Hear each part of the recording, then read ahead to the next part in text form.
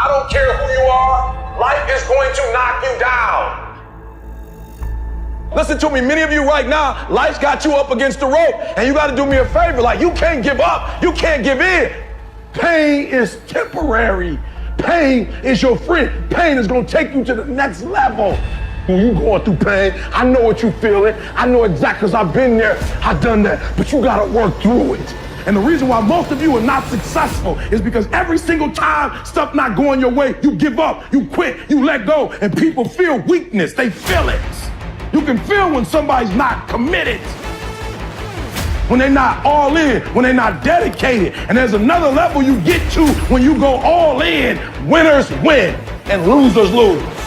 And if you create a culture of losing, if you keep being a victim, if you keep letting losing happen to you, if you keep letting people do you and treat you any kind of way, it's going to become a culture.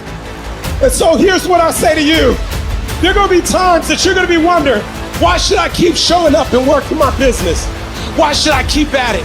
Why should I keep showing up to the conventions? Why should I keep picking up the phones and making the phone calls? Why should I keep fighting for my goals and fighting for my dreams? And what I want to remind you is that you got to show up for your life regardless of the circumstances. You got to show up in spite of the naysayers. You got to show up in spite of the conversation going on in your mind. You got to show up for your life, because if you don't, nobody else will. If you want unreasonable results in your life, you've got to be willing to be unreasonable. Part of being unreasonable, you don't judge according to appearances. Part of being unreasonable, you can see it because you believe it. You must have the faith to call forth those things that be not as though they were. You've got to decide, I deserve this, and I'm going to have it.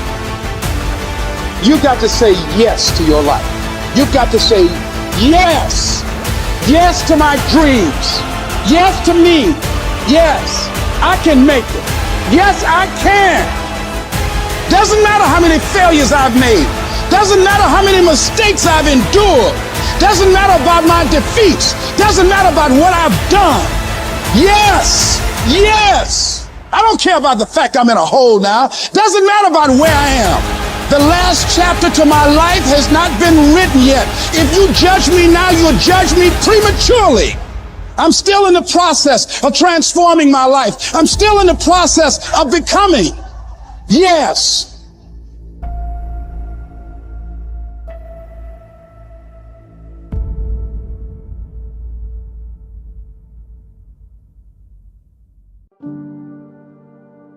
The brilliance of Thomas Edison was not in his mind.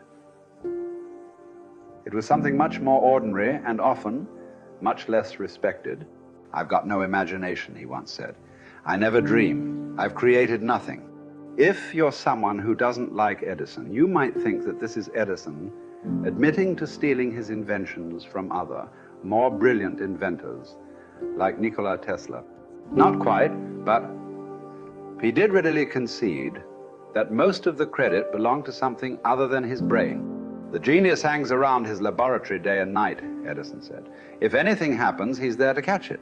If he wasn't, it might happen just the same. Only it would never be his. What he's talking about is showing up. The incredible, underrated power of clocking in every day, putting your ass in the seat, and the luck this seems to inevitably produce. Edison lived in his laboratory and never missed a day. Like Gehrig, even when he was sick, when he was tired, or when visited by tragedy or disaster. The modern conveniences we can trace to his lab then owe far more to his body than his brain, to the compounding power of consistency rather than sheer brilliance. It wasn't about inspiration. It was about getting to work, show up and try. Get on the treadmill, pick up the violin, script out some scenes, reach out to some clients, read some reports, lift a couple weights, jog 1 mile, cross one thing off the to-do list, chase down a lead. It doesn't matter what it is. All aspects of our life benefit from this circumscribed kind of discipline. Just as long as you do something every day, that is the important thing. Show up. When you're tired, when you don't have to, even if you have an excuse, even if you're busy, even if you won't get recognized for it, even if it's been kicking your ass lately, Once something is done, you can build on it. Once you get started, momentum can grow. When you show up, you can get lucky. Is this still hard? Yes. But the good news is that because it's hard, most people don't do it. They don't show up. They can't even do one tiny thing a day. So yes, you're alone out there on the track in the rain. You're the only one responding on Christmas. But having the lead is, by definition, a little lonely. This is also why it's quiet in the morning. You have the opportunities all to yourself. Don't worry about setting any records. Just report for duty. No excuses. And here's the irony. This is also a way to break records. Consistency is a superpower. Day to day, willpower is incredibly rare. Lo Gehrig was a solid position player and a good hitter. But his success really was rooted in the fact that he didn't miss many days of work. It's quite likely that had he continued at his normal pace and not been stricken with ALS, that he would have put up career numbers that surpassed Babe Ruth's.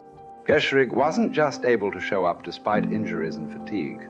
He also had to push through ennui, doubt, and just plain not feeling it. He had slumps like we all do, but he also understood what they meant. As a minor leaguer, he had struggled at the plate and thought about quitting. The Yankees' owner sent down a scout to walk Gehrig through the very basic math of a batting average. A good hitter hits 300, and hitting 350 is terrific. Hitting 400 is almost unheard of. What does that translate to? Missing on 6 tries out of 10. A hitter can also go days, weeks without touching the ball. That's what the scout told him. The most important thing a young ball player can learn is that he can't be good every day. You don't have to always be amazing. You do always have to show up. What matters is sticking around for the next at-bat. The ability to do that, coupled with the ability to endure what John Steinbeck called dawdly days while writing East of Eden. Those days when everything seems out of whack, when you're just not feeling it, when the distractions won't stop, is the first step to greatness, literally. You cannot be great without the self-discipline to do that. One thing a day adds up. Each day adds up. But the numbers are only interesting if they accumulate in large quantities. You guys that are just getting started, you're not going to start right here. You're going to start down there, probably in another city, another town. I grew up in Lake Charles, Louisiana, no money, raised by a single mother. I was in debt at 25 years old. First thing that I had to do in my life was not learn a new skill. First thing I had to do to get my life moving in the right direction was self-development. It is vital. It was vital for me that I improved myself and I could start depending upon me. I had to show up every day with some rituals, some disciplines, and start getting myself to trust me, not trust others, but trust myself to do the right thing every day. One of the things that I started doing was beating the sun up every morning. I'm going to beat that sun up every morning so that I have the discipline and the control over my life. So I knew, hey, before that thing pops, I'm going to pop. I'm going to get out of bed, depend on myself, get up at the same time every day. And for me, that time, regardless of where I was beat that sun up. No matter where I am, I'm going to beat that thing up. So it gives me a sense of control over my own life. Second thing,